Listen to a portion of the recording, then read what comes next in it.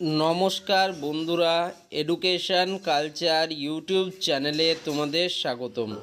তো তোমরা যারা West Bengal state council of technical and vocational education and skill ডেভেলপমেন্টের আন্ডারে বিভিন্ন ডিপ্লোমা কোর্সেস করতে চাইছো, যথাক্রমে ইঞ্জিনিয়ারিং এবং টেকনোলজি, ফার্মেসি এবং অন্যান্য ট্রেডের ক্ষেত্রে, তো তোমরা জানো যে 2024-25 শিক্ষাবর্ষ থেকেই তোমাদের যে ভর্তি প্রক্রিয়া সেটা কিন্তু অভিন্ন একটা পোর্টালের মাধ্যমে হচ্ছে, যেটা মূলত West Bengal state council of technical and vocational education and skill development আর West Bengal state council for vocational training মিলিতভাবে কিন্তু তোমাদের একটা সেন্ট্রালাইজ পোর্টাল বা সেন্ট্রালাইজ মাধ্যমে কিন্তু তোমাদের যে ভর্তি প্রক্রিয়া সেটা কন্ডাক্ট করা হচ্ছে।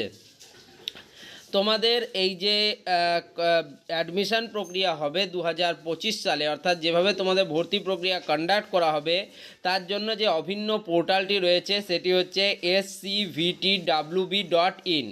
ওকে, তো তোমরা বুঝতেই পারছো West Bengal state council of technical education এবং West Bengal state council for vocational training মিলে কিন্তু এই কমন অ্যাডমিশন পোর্টালটি লঞ্চ করেছে। এখানে তোমরা দেখতেই পাচ্ছ 2025 সালের জন্য কিন্তু কমন অ্যাডমিশনের জন্য যে রেজিস্ট্রেশন প্রক্রিয়া শুধুমাত্র সেটাই এখনই শুরু হয়েছে, যদিও অ্যাপ্লিকেশন ফর্ম ফিল আপ প্রক্রিয়া শুরু হয়নি। তোমরা কিভাবে কমন অ্যাডমিশনের জন্য রেজিস্টার করবে সেটা কিন্তু অলরেডি আমি আগের ভিডিওগুলোতে দেখিয়ে দিয়েছি, ফলে এই ভিডিওতে আমি আর সেটা দেখাচ্ছি না। ঠিক আছে, তোমরা এখানে দেখতেই পাচ্ছ হাইলাইট করে দেওয়া হয়েছে যে প্রথমেই তোমাদেরকে রেজিস্টার করতে হবে। এই মুহূর্তে তোমাকে কোনো রকম কোনো ফিজ পেমেন্ট করতে হচ্ছে না, এবং এখানে তোমরা রেজিস্টার করে রাখলে তোমরা কিন্তু অ্যাডমিশনের জন্য অ্যাপ্লাই করার সময় তোমাদের নোটিফাইড করে দেওয়া হবে। তো তোমরা দেখতেই পাচ্ছ এখানে দুরকম জিনিস রয়েছে, নিউ ক্যান্ডিডেট রেজিস্ট্রেশন এবং অলরেডি রেজিস্টার্ড যারা রয়েছে তাদের সাইন ইন করতে বলা হচ্ছে।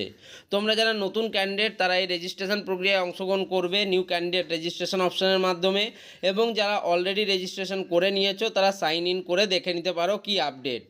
এবার দেখো এই যে অভিন্ন পোর্টাল, এখানে তোমরা দেখতেই পাচ্ছ পলিটেকনিক, আইটিআই, ভোকেশনাল 10+2 লেভেল এবং অ্যাপ্রেন্টিসশিপ যে প্রোগ্রামগুলো কন্ডাক্ট করানো হয় তার সাথে কিন্তু বিভিন্ন শর্ট টার্ম কোর্সেসের জন্য তোমাদের এখানে তোমরা লগ ইন করতে পারবে বা তার যাবতীয় জিনিসপত্র দেখতে পারবে।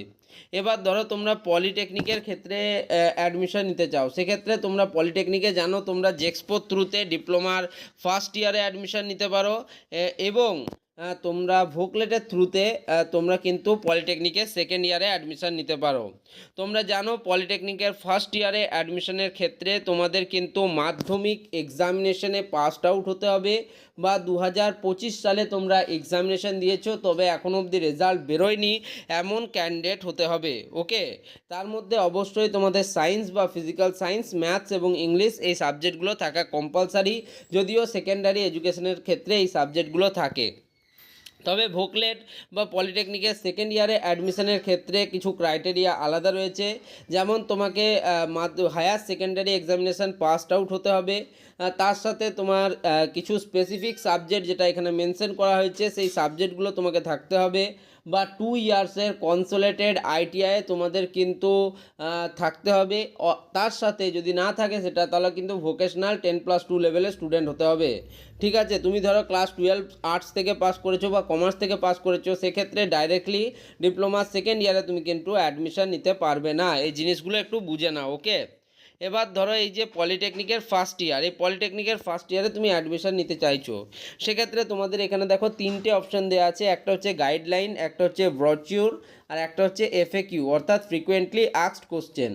দেখো তোমাদের অ্যাডমিশনের ক্ষেত্রে যে গাইডলাইন প্রক্রিয়া রয়েছে সেটা তোমরা গাইডলাইনে পেয়ে যাবে, ভার্চুয়ালে তোমরা পুরো কিন্তু ডিটেলস পেয়ে যাবে, এবং একই সাথে এফএকিউ অর্থাৎ ফ্রিকোয়েন্টলি আস্কড কোশ্চেন অর্থাৎ বেশিরভাগ স্টুডেন্ট যে প্রশ্নগুলো করে থাকে তার উত্তর কিন্তু তোমরা এফএকিউ থেকে পেয়ে যাবে।